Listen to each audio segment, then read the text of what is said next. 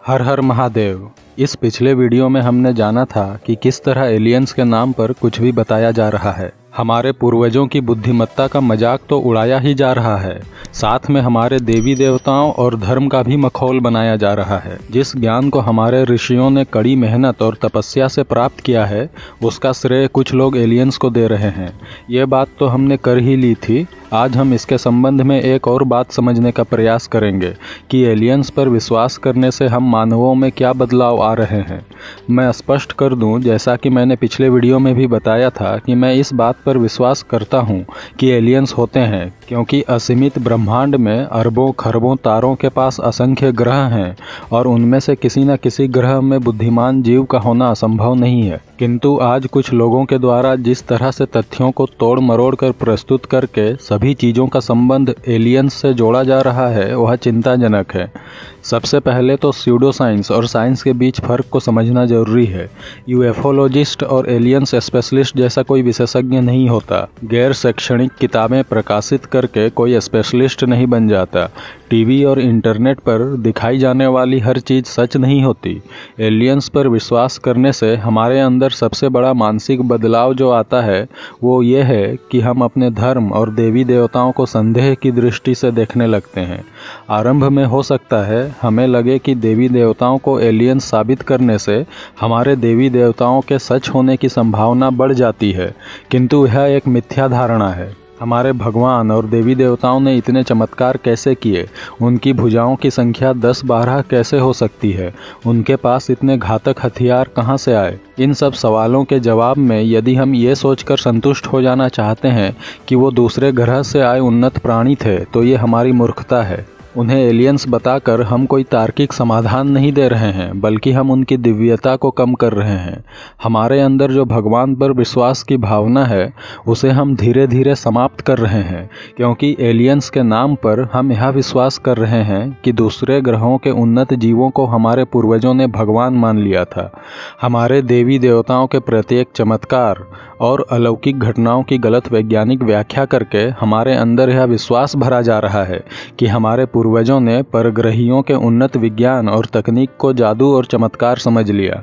यानी जैसा कलयुग का शैतान चाहता है कि लोगों का ईश्वर पर से विश्वास खत्म हो जाए, हम उसी दिशा में आगे बढ़ रहे हैं। एलियंस के नाम पर बिजनेस करने वाले ईसाइयों को लगता है कि उन्होंने कोई बहुत बड़ा रहस्य खोज लिया है, जबकि हकीकत यह है कि एलियंस को सच साबित करने के चक्कर में इन्होंने ईश्वर को झुठला दिया है। हमारा ईश्वर दूसरे ग्रह में पैदा हुआ कोई जीव नहीं है। हमारा भगवान जन्म मृत्यु से परे है। वह अजन्मा, अमर और चिरस्थायी है। हमारा ईश्वर उड़न तस्तरी में बैठकर हमें छोड़कर नहीं चला गया, जैसा कि एलियंस विशेषज्ञ बताते हैं।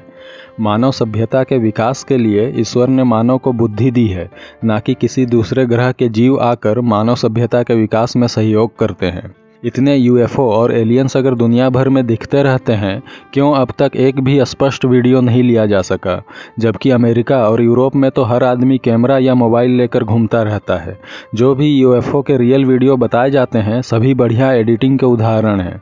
चांद और मंगल में यदि एलियंस होते, हमारे उपकरण वहां सुरक्षित पहुंच ही नहीं पाते। नासा यदि एलियंस से संपर्क कर चुका होता, तो वो नए नए अंतरिक्ष मिशन की तैयारी करना छोड़ देता। एलियंस और यूएफओ की अफवाहें नासा जैसी संस्थाओं की चाल है, ताकि एलियंस के सहारे लोगों के मन में अपने बेहिसाब खर्चीले अंतरिक्ष मिशंस के प्रति सहानुभूति बनाए रखें। आम जनता के करोड़ों अरबों रुपए अंतरिक्ष मिशंस में उड़ाने के लिए जनता का सपोर्ट तो चाहिए ही, और यह सपोर्ट तब मिलेगा जब बीच बीच में एलियन के मिलने की अफवाहें उड़ती रहें। लोगों को हर बार ये लगता रहे कि इस मिशन से जरूर एलियन से संपर्क हो जाएगा। अमीर लोगों को अंतरिक्ष की यात्रा का लालच देकर, अंतरिक्ष में छुट्टियां बिताने का लालच देकर नासा जैसी संस्थाएं अपनी फंडिंग करती हैं। जहां आम जनता भूख, गरीबी, बीमारी और बेरोजगारी से त्रस्त है, वहां बेफिजूल की स्पेस यात्राओं में होने वाले बेहिसाब खर्च को सही साबित करने का सबसे आसान तरीका है एलियंस की अफवाहों का सहारा लेना। अंतरिक्ष में बसने का ख्वाब आम जनता नहीं देख सकती। अंतरिक्ष में छुट्टियां बिताने का ख्वाब आम जनता नहीं देख सकती। ये सब अमीरों के चोचले हैं, उन अमीरों के जो पृथ्वी को तबाह करके चांद और मंगल में बसना चाहते हैं। एलन मस्क और बिल गेट्स जैसे अमीर पृथ्वी को तबाह करने में कोई कसर नहीं छोड़ रहे। एलन मस्क का तो लगभग हर स्पेस मिशन असफल ही होता है और उसके फेल हुए मिशन के रॉकेट के टुकड़े और सैटेलाइट के टुकड़े धरती पर गिरते रहते हैं। ये लोग वायुमंडल में केमिकल ट्रायल करते हैं, पृथ्वी और पृथ्वीवासियों की जान के साथ खिलवाड़ करते हैं और जनता में अपने स्पेस मिशन के प्रति रुचि बनाए रखने के लिए एलियंस का झुनझुना बीच बीच में बजाते रहते हैं। जब कोरोना जैसी महामारी के दौरान पूरे विश्व में भूखमरी और खाना बदोशी जैसी हालत थी, दुनिया के वो रईस लोग मंगल ग्रह पर बसने के लिए स्पेस प्रोग्राम शुरू कर रहे थे और पूरी दुनिया में खबर छपवा कर मजाक भी उड़ा रहे थे आम लोगों का। मान लिया जाए कि धरती तबाह हो जाती है तो क्या वो अमीर लोग अपने स्पेसशिप पर बिठाकर सभी आम लोगों को मंगल ग्रह पर ले जाएंगे? अगर नहीं तो फिर पब्लिक को यह बात समझ में क्यों नहीं आती कि दुनिया के चंद अमीर लोग हमारी गरीबी का मजाक उड़ा रहे हैं? एलन मस्क को लोग जीनियस और आदर्श मानते हैं, जबकि खुलेआम गरीबी, भूखमरी और महामारी का मजाक उड़ाना उस आदमी की आदत है। कोरोना के दौरान भी उसने वही किया। वो जानबूझकर एक स्पेस मिशन करता है और फिर उसे असफल कर देता है कि देखो, मैं इतना रईस हूँ कि 1-2 सैटेलाइट बर्बाद भी हो जाए तो मुझे कोई फर्क नहीं पड़ता। अगर उसके स्पेस मिशन सफल नहीं हो पा रहे तो वो जीनियस किधर से हुआ? उसका स्पेस कार स्पेस में उड़ता हुआ कहाँ चला गया उसे ही मालूम नहीं चलता। पृथ्वी को तबाही की ओर ढकेल कर जिस ग्रह पर जीवन संभव है उसे बर्बाद करके ये अमीर लोग मंगल और चांद पर जीवन ढूंढ रहे हैं।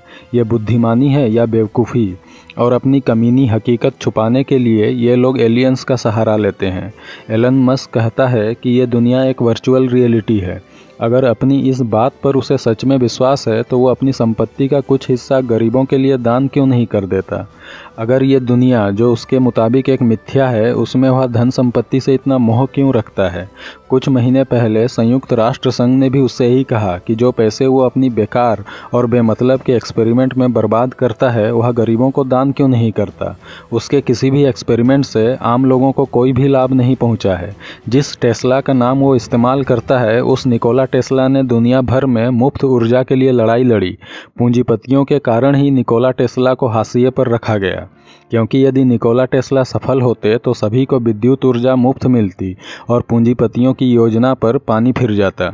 तो ऐसे व्यक्ति का नाम इस्तेमाल करके एलन मस्क उसका भी मजाक उड़ा रहा है। और इस काम में वो अकेला नहीं है। अमेरिका के बड़े बड़े पूंजीपति यही काम कर रहे हैं और हम हैं कि उनकी एलियंस और यूएफओ जैसी बकवास बातों में आकर खुश होते रहते हैं। जैसे ही कोरोना महामारी आई, दुनिया के इन अमीरों का असली चेहरा सामने आ गया था। ये लोग धरती छोड़कर अंतरिक्ष में बसने की तैयारी करने लगे थे और अभी अपने उसी मिशन पर काम भी कर रहे होंगे।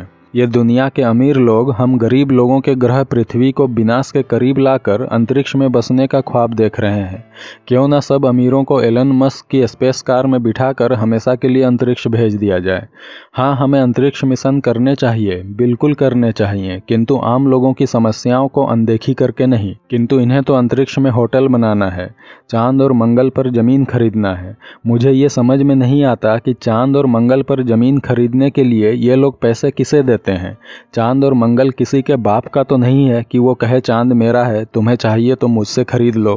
पृथ्वी पर तो ये धंधा चल ही रहा है। अब सरकारों ने मिलकर चांद और मंगल पर भी जमीन की दलाली आरंभ कर दी है और हम लोग लगे पड़े हैं एलियंस के पीछे। एलियंस पर हमारे विश्वास करने से तो उनका फायदा है। अंतरिक्ष के बारे में अपनी लालसाओं को पूरा करने के लिए उन्हें एक आवरण मिल जाता है कि हम एलियन जीवन की तलाश कर रहे हैं और एलियंस पर विश्वास करके हम अपने भगवान को भी एलियन बना रहे हैं। हम अपने धर्म को आज के परिप्रेक्ष्य में ज़्यादा तार्किक और सही साबित करने के चक्कर में अपने धर्म और अपने भगवान का मजाक बना रहे हैं। शैतान की यही तो ख्वाहिश है कि सभी लोग ईश्वर पर संदेह करें, ईश्वर को अलौकिक ना मानकर उसे एक भौतिक जीव मानें। और एलियंस पर विश्वास करके हम वही कर रहे हैं। खास करके एंशिएंट एलियंस टीवी सीरीज के स्वयं घोषित एलियन विशेषज्ञों के विचारों ने लोगों के अंदर वैज्ञानिकता बढ़ाने की जगह नास्तिकता भर दी है। अब हम भगवान शिव को एक एलियन मानते हैं। अब हम यह विश्वास करने लगे हैं कि देवी देवता और कुछ नहीं, किसी ग्रह से आए हुए जीव थे। उनकी शक्ति, उनके चमत्कार और कुछ नहीं, उनकी उन्नत तकनीक थी। तो मेरे भाई लोग, शैतान के चंगुल में फंसना बड़ा आसान है और इसकी सबसे खास बात यह है कि आप जाल में फंस चुके हो ये बात आपको पता ही नहीं चलेगी, क्योंकि वो जाल रेशम के धागों से बना हुआ है जो आपको सुकून का एहसास दिलाता है। एलियंस हो सकते हैं, इसकी संभावना से इनकार नहीं किया जा सकता, किंतु एलियंस को पृथ्वी और मानवों की नियति का जिम्मेदार मानना बिल्कुल ही गलत है।